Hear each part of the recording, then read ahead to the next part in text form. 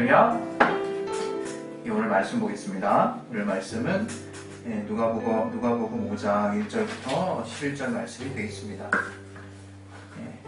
누가복음 5장 1절부터 11절 말씀.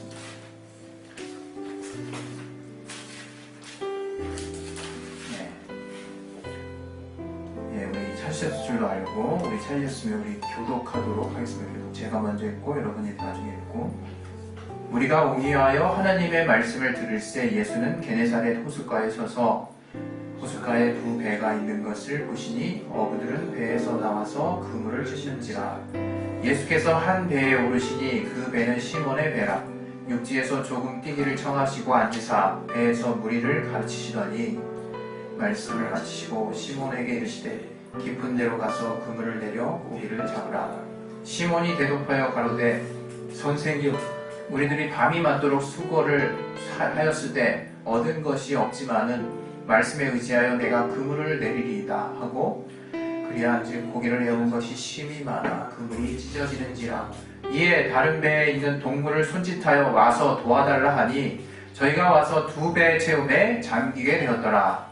시몬 베드로가 이를 보고 예수의 무릎 아래 엎드려 가로되 주여 나를 떠나소서, 나는 죄인이로소이다 하니, 이는 자기와 및 함께 있는 모든 사람이 고기 잡힌 것을 인하여 놀라고 세베대의 아들로서 시몬의 동업자인 야고보의 요한도 놀랐습니다. 예수께서 시몬에게 이르러 가라사대 무서워 말라, 이제부터는 내가 사람을 취하리라 하시니 자기가 배들을 육지에 대고 모든 것을 버려두고 예수를 쫓으니라. 오늘 이 말씀 통해서 하나님께서 우리에게 또 주시는 또 인도하심이 있을 것입니다.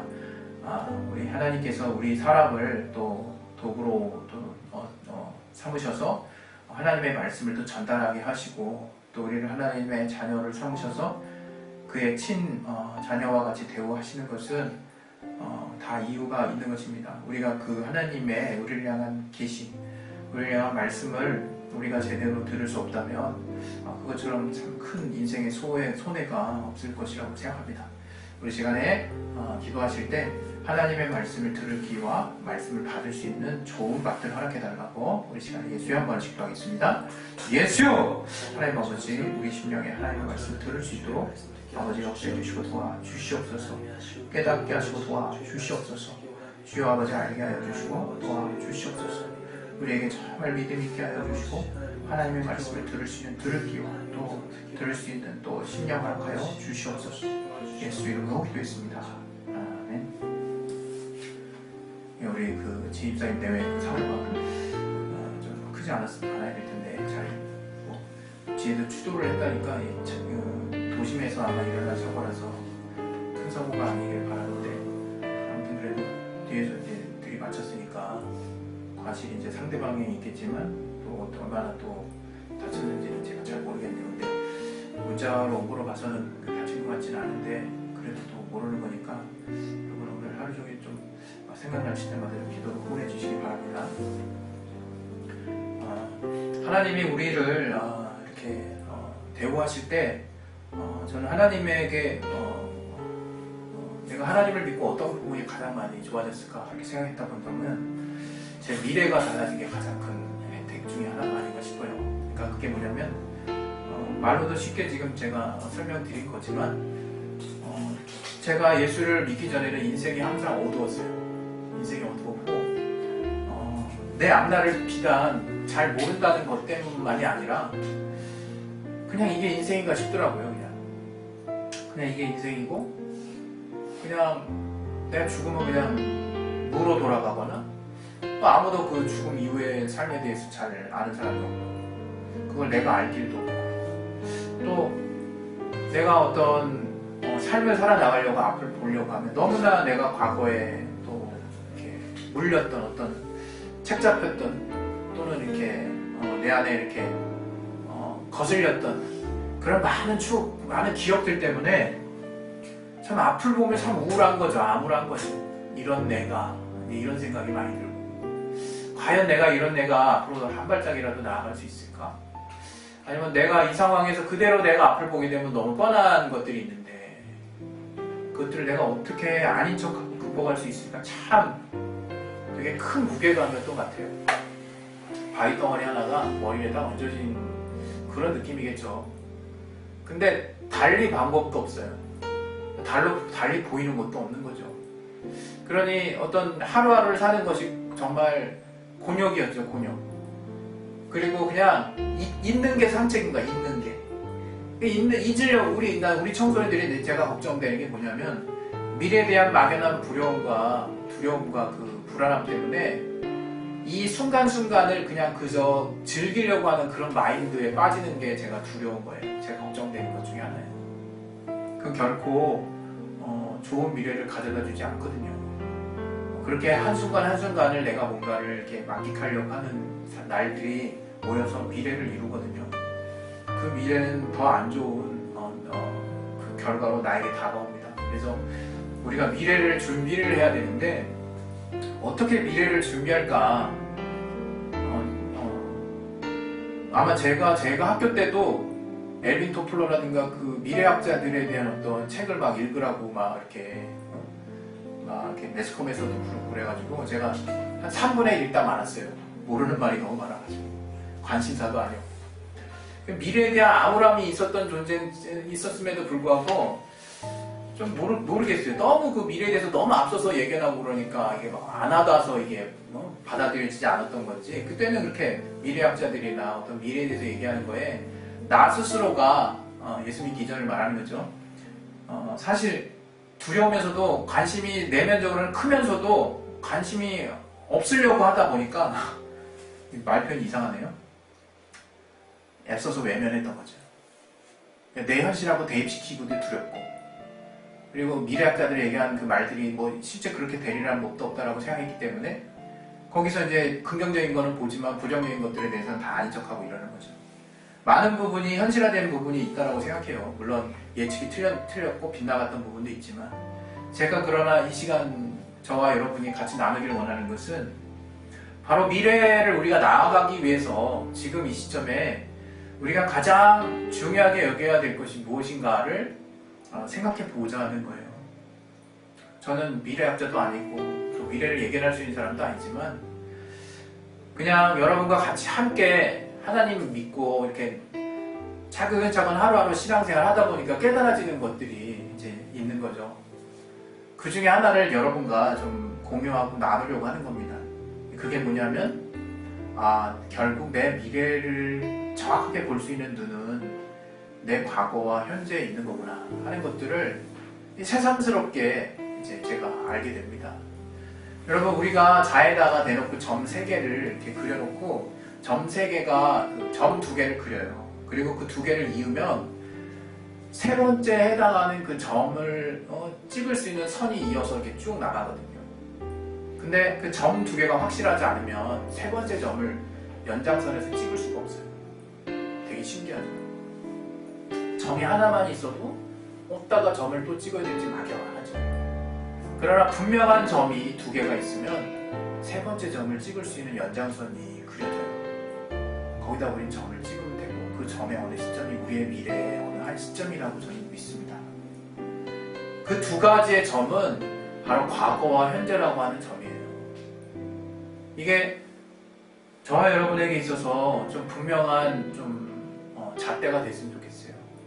왜냐하면 내 과거와 내 현재가 분명해야 된다는 거예요. 그게 도대체 무슨 말이냐? 우리 과거와 현재가 당연히 분명한 거지 그것은 내 자아가 내 과거와 내 현재를 어떻게 인식하느냐 하는 그거에 대한 분명함을 말하는 거예요.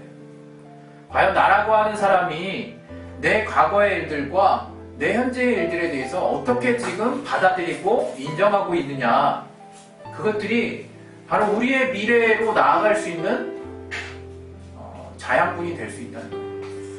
기초가 될 수 있다는 거예요.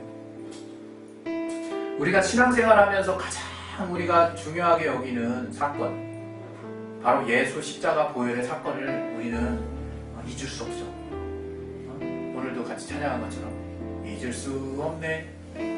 제가 참 좋아하는 찬양인데, 하나님의 사랑. 잊을 수 없습니다, 우리는.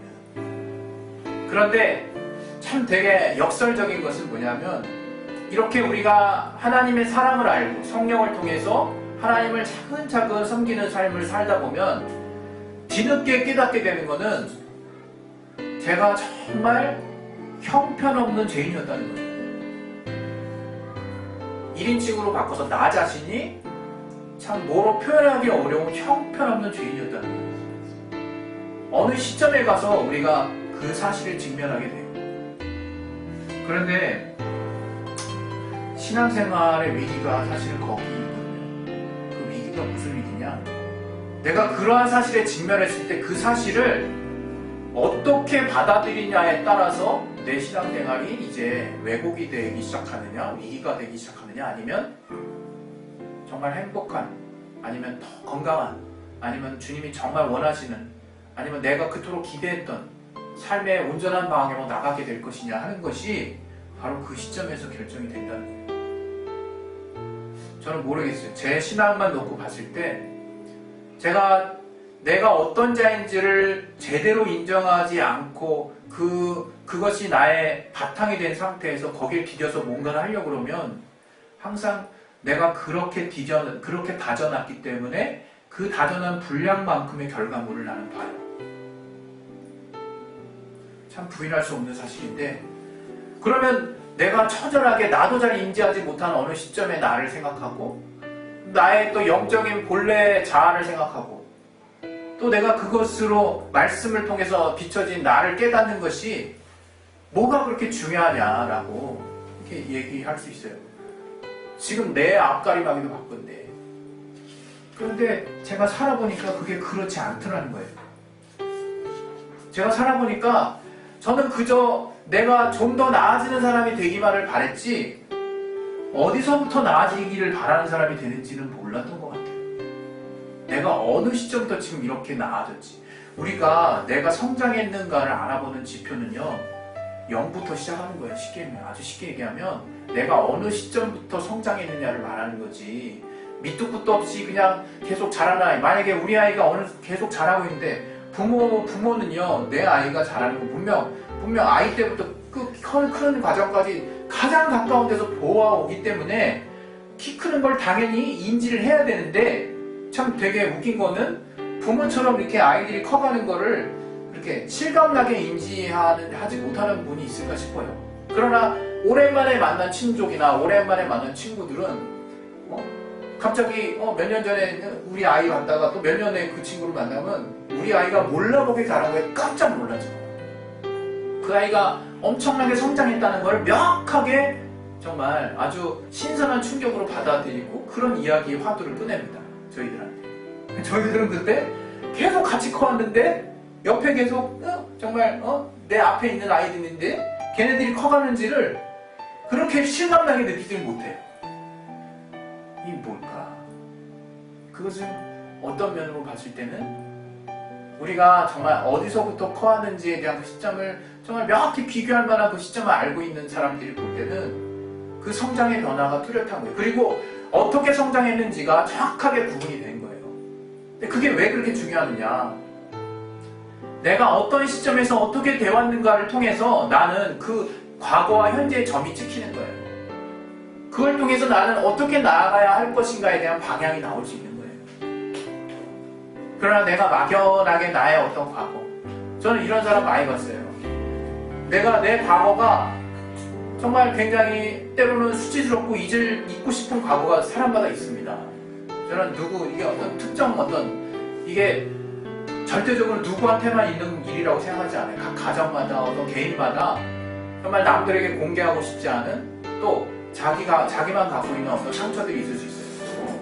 그러나 그 과거가 나에게 있어서 단지 나를 괴롭히는 나에게 어떤 항상 아킬레스 건과 같은 그러한 어떤 씁쓸한 쓴물만 내주는 어떤 그런 지점이나 어떤 그런 역할만 하는 것인가. 제가 신앙생활을 하면서 이제 결코 그러한 순간이 그렇지 않다는 걸 안 거예요. 물론 모르겠어요. 제가 이제 어떤 특정하신 어떤 분보다는 더 강렬한 어떤 아픔이나 기억이 없기 때문에, 또는 제가 제 이상을 초월하지 못하기 때문에 제 기억 안에서 이렇게 단편적으로 이야기하는 걸 수도 있습니다. 그러나 제가 지금까지 예수를 믿으면서 살아온 중간 결과에 의하면 과거 내가 수치스럽게 여겼던 나의 모든 어떤 지우고 싶은 기억들이 이젠 더 이상 그런 기억이 되지 않다는 거예요. 이제 도리어 그것이 나를 더 온전하게 나아가게 하는 좋은 양분의 어떤 걸음이 되고 있다는 것을 제가 부인할 수가 없어요. 바로 이것이 내가 내 과거를 내가 온전하게 보게 한 그 효과거든요. 저는 제 과거가 정말 어떤 부분은 지우고 싶고 어떤 부분은 또 이렇게 그냥 남겨두고 싶어 하는 그런 식으로 생각을 늘 해왔어요. 다시 생각하면 아우 막 지금 생각해도 아우 속된 말로 쪽팔려 막 이렇게 생각하는 그런 시점이 얼마나 많았겠어요. 사람이 실수를 얼마나 많이 하는데 그런 순간들이 많죠 당연히. 근데 지금은 이제 그런 모든 것들을 꺼내서 남들에게 막 자랑삼아 얘기할 수 있게 됐다 그걸 말하는 게 아니라 그런 나에게 일어났던 모든 일들이 이젠 예수 안에서 의미가 있게 됐다는 거예요. 의미가 있게 됐다는 거예요. 우리가 왜 예수를 믿으면 가장 강렬하게 체험하게 되는 첫 추억이 은혜를 먼저 알게 됐지만 어찌됐건 어느 시점에 가장 강렬하게 체험하는 체험이 뭐냐? 내가 죄인이라는 거거든요. 내가 죄인이라는 거. 그것도 내가 씻을 수 없는 아주 가망 없는 죄인이라는 것을 깨닫는 거예요. 그게 바로 부인할 수 없는 우리가 신앙을 갖고 나서 부인할 수 없는 나의 과거의 현실이 과거의 실상이에요. 과거의 실상.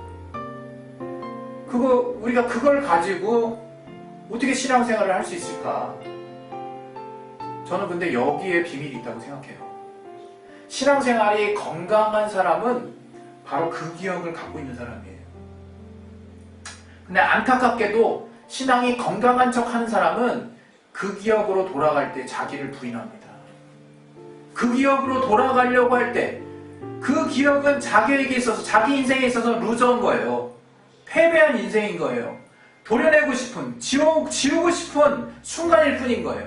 더 이전으로 내려가면 그 인생에 더 이전으로 내려가면 뭐냐? 나의 행위적인 어떤 업적의 실패뿐만 아니라 나의 존재 자체가 형편없다라고 얘기하는 나의 영적인 실존 자체가 하나님 앞에서 이미 죄로 말미암아 가망 없는 존재라고 하는 것을 밝혀내는 것이 신앙이라고 한다면 어느 누가 그걸 예스하면서 반기면서 할렐루야 아멘 하겠습니까? 근데 거기에 우리의 신앙의 출발이 된 우리의 삶의 출발이 된 새로운 시작이 바로 거기서부터 나온다는 거예요. 오늘 저는 오늘 하나님께서 어쨌든 나에게 알게 해주신 이 덩어리를 내가 뭘로 이렇게 함축할 수 있을까 했을 때 단어가 떠올랐어요. 새로운 시작이라는 단어가 떠올랐어요. 바로 이게 새로운 시작이겠구나 라는 생각이 너무 저를 이렇게 가득 채우더라고요. 여러분 오늘 이 본문에 별 얘기가 들어있는 게 아닙니다. 오늘 이 누가복음 5장의 내용들 중에서 이 베드로, 이 시몬의 배에 예수님께서 올라타셔가지고 깊은 데로 가서 그물을 내리라고 말씀하신 그 말씀에 베드로가 여기 그냥 이 말씀만 그냥 이 뉘앙스만 보게 되면 적극적으로 순종한 것 같지도 않아요. 그죠? 그냥 내가 내 실력으로 열심히 해봤는데 안 되지만 당신께서 그래도 말씀하시니까 내가 그래도 한번 순종하겠습니다 하고 일회성으로 아니면 뭐 이렇게 주변의 어떤 분위기를 따라서 저가 순종하지 않았나 이런 생각이 들 정도로 적극적으로 순종한 모습은 아니었던 것 같아요. 왜냐하면 그 뒤에 놀라는 모습을 통해서 알 수 있는 거거든요. 예상하지 못했다는 얘기거든요. 저들은 베드로는 또 그들의 친구들은 왜? 당신의 말씀에 의지해서 내가 그물을 내리겠습니다라고 본인이 순종했던 그 순종의 의미도 몰랐던 것 같아요. 그러나 그렇게 그물을 내렸을 때 감당할 수 없는 자기가 전혀 제로라고 생각했던 그런 가능성 제로라고 생각했던 어떤 영역에서의 저가 가능성 100을 예수님께서 보여주신 거예요. 그물 안에 찢어질 정도로 많이 뭉쳐진 잡힌 고개를 통해서 그때 베드로가 할 수 있었던 고백은 딱 하나였던 거죠. 우리가 많이 들어왔던 것처럼 뭐라고 얘기했습니까? 8절에 주여 나를 떠나소서 나는 죄인이로소이다. 어찌 보면 우리가 인생을 살면서요, 가장 많이 나 자신에게 말하고 있는 고백일지도 몰라요. 아, 나같이 못난 자가 있을까? 나같이 실수 많은 자가 있을까? 나같이 죄인인 자가 있을까? 나같이 허물 많은 자가 있을까? 나같이 이렇게 가망 없는 자가 있을까? 그러나 그것을 고백할 만한 상대도 여건도 그런 세상도 아닌 거죠. 그냥 나는 그것을 인정하면 더 패배자가 될 뿐, 내 앞에 펼쳐진 세상에서는 나는 나를 감춰야만 하고 계속 난 앞으로만 나가야만 하는 거죠. 그러나 저가 진리를 만났을 때, 예수님을 만났을 때 정말 하고 싶었던 고백을 하지 않았나 싶어요. 가장 중심 안에서 늘 누구에게 특별히 말해봤자 야 뻘쭘하게 뭔 얘기여, 야 그냥 살아, 또는 야 인생이 다 그런 거지, 또는 정말 적절치 못한 말 같지만 내 인생을 놓고는 내가 가장 많이 어떻게 보면 나 자신에게 고백했고 말했고 그렇게 이야기하고 싶은 그 한마디, 나는 실패자입니다, 나는 죄인입니다, 나는 가망 없는 자입니다 라는 거, 그 고백을 예수님 앞에서 할 수 있었다는 거예요. 가장 완전하신 흠없는 분을 만난 거거든요. 저가 우리는 가장 완전하신 분을 우리 인생에서 체험한 거예요, 여러분. 이제 우리의 과거가 잘 됐든 못 됐든 우리는 나름대로 어떤 기준을 가지고 평가할 수 있어요. 그러나 그 모든 것이 완전하신 주님 앞에서는 아무것도 아닌 거예요. 우리가 우리의 과거의 허물을 담대하게 주님 앞에 펼쳐놓을 수 있는 이유는, 내가 이런 완전하지 못한 것과 완전함의 차이가 별반 크지 않는 그 모든 것을 훨씬 압도할 만한 진짜 완전하신 분 앞에 있기 때문에 우리는 내 허물을 정말 평안한 마음으로, 솔직한 마음으로 드러낼 수 있는 겁니다. 여러분, 내가 내 미래를 향해서 나아가요. 신앙생활이 앞으로 한 단계 나아간다는 건 전 다른 걸 말한다고 생각하지 않아요. 바로 내 자신이 얼마만큼 주님 없이 살 수 없는 자인지를 정말 진솔하게 깨닫고 있을 때, 정말 나는요 뭔가를 의지하는 걸 자꾸 숨기려고 하는 게 세상이 요구하는 바예요. 나 스스로 살 수 있고, 나 능력 있고, 나 다른 사람보다 이것에 대해서 더 잘하고, 난 탁월해 라고 하는 것들 사람들은 계속 보기를 원하지만 그 이면에는 무엇이 있느냐? 그런 완전함을 꿈꾸는 거예요, 누구나. 그러나 이 세상에 그 완전함을 정말 바라볼 수 있는 그런 자는 없습니다. 우상, 그런 아이콘은 있지만 정말 이렇게 완전해 보이고 최고로 보이고 정말 뛰어나 보이는 사람들은 많이 있지만 실제로 완전한 자는 없는 거죠. 그러나 우리는 주님을 봤어요. 주님을 봤고 이제 내 과거와 현재를 솔직하게 다 털어놓을 수 있게, 그것들이 다 큰 의미는 아니라는 것을 이제 과감하게 주님 앞에 나를 펼쳐놓을 수 있는 그런 삶을 살 수 있게 된 거예요. 여러분, 우리 인생에 주님이 오셨다는 것은 엄청난 변화입니다. 저는 제 인생에 주님이 오셨다는 것을 이 불완전하고 허물 많은 나에게, 이제 나에게 더 이상 정말 비밀이 필요 없는, 나에게 더 이상 내가 비밀스럽게 나를 계속 감추면서 살 필요가 없는 어느 한 분을 만난 거예요. 그분 앞에서만큼은 나를 있는 그대로 보여드릴 수가 있어요. 그리고 그렇게 나를 있는 그대로 보여드리게 됐을 때 주님은 그런 나 자신을 완전하게 받아주시는 분이라는 것을 예수 보혈을 통해서 우리에게 직접적으로 정말 체험케 하신 거예요. 그러니 내가 주님을 볼 때 어떻겠습니까? 평안해지는 거예요. 그냥 평안해지는 거예요. 그런 마인드로 여러분, 우리의 인생을 저는 우리가 바라봐야 된다고 생각해요. 세상은 계속 우리에게 무언가를 요구하지만 주님이 우리에게 요구하시는 건 저는 한 가지라고 생각해요. 너 죄인인 거 인정해라. 내 보혈을 통해서 네가 완전한 자가 되었다는 것을 인정해라. 바로 첫 번째 신분, 두 번째 신분. 우리는 한때 그 두 번째 신분, 하나님의 자녀된 신분만을, 그것만 계속 생각하면서 살았던 적이 있었던 것 같아요. 그러나 제가 살아보니까 그것만 가지고는 안 돼요. 그것은 우리가 옛 신분으로 돌아가자는 걸 말하는 게 아니에요. 내가 도대체 어디서 은혜를 받았는지, 내가 어디서 내가 어떻게 됐는지, 내가 어떻게 가야 되는지를 도무지 내가 종잡을 수 없는 이유는 현 시점 하나 전만 딱 찍어놨기 때문에 그래요.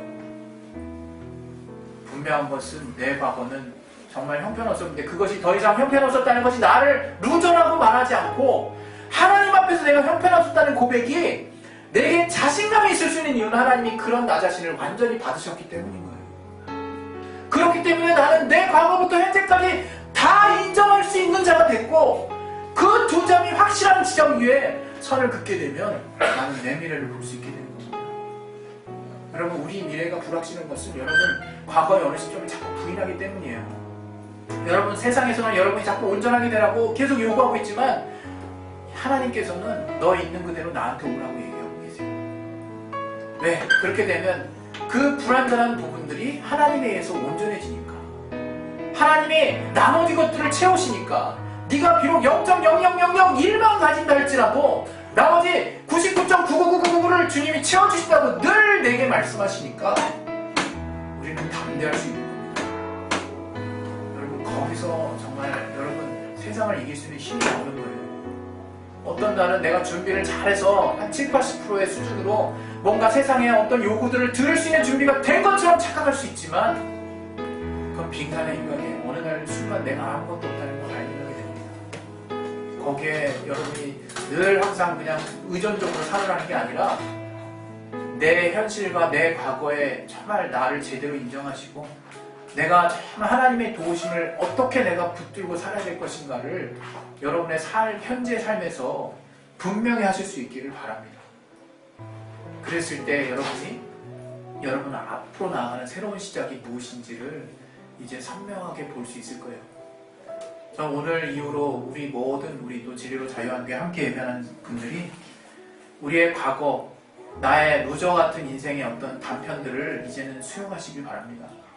여러분, 좋은 거름이 되는 사건들이에요. 더 이전의 사건, 그건 여러분이 현실감이 떨어져서 인정을 안 할지 몰라요. 그러나 더 이전의 사건은 더 형편없었다고 주님 말씀하시는 거예요. 너는 지렁이 같은 너 야곱아 말씀하시는 거예요. 정말 아브라함과 모세와 요셉과 베드로, 바울 모두가 자기 현실을 인정하는 그 앞에 직면하게 만드셨어요. 정말 부인하고 싶었을 거예요. 그러나 그렇게 해서 하나님이 무릎을 일으켜 세우신 거예요. 모세를 일으켜 세우시고 아브라함 자기 누이라고 하는 그 아내를 바라보고 그리고 정말 그런 어떤 정말 뻔뻔함, 또 그런 연약함, 또 요셉이 형들에게 팔렸을 때 그 비굴함, 그 패배감, 그 정말 여기서 채울 수 없는 가족의 어떤 상실감, 그러나 자기 안에 정말 하나님이 모난 것들을 다 채우시고 이제 요셉이 급기야는 하나님이 먼저 나를 보내셨다고 고백하는. 그러나 사울은 달랐죠. 사울은 분명히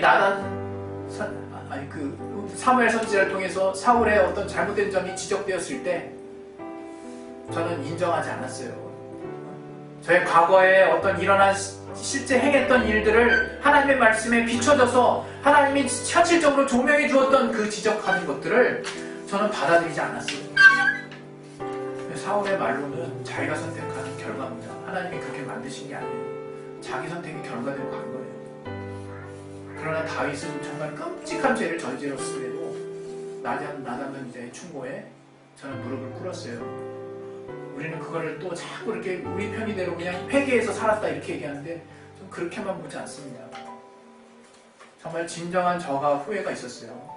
과거에 직면했어요. 자기 자식이 죽어나가도 정말 도리어 신하들이 이상하게 여길 만큼 도리어 그냥 밥을 먹었어요. 식음을 전폐하고 기도했던 자가 아들이 죽어나갔을 때 도리어 밥을 먹었어요. 옷을 입고. 그 상황을 이해를 할 수 있겠습니까?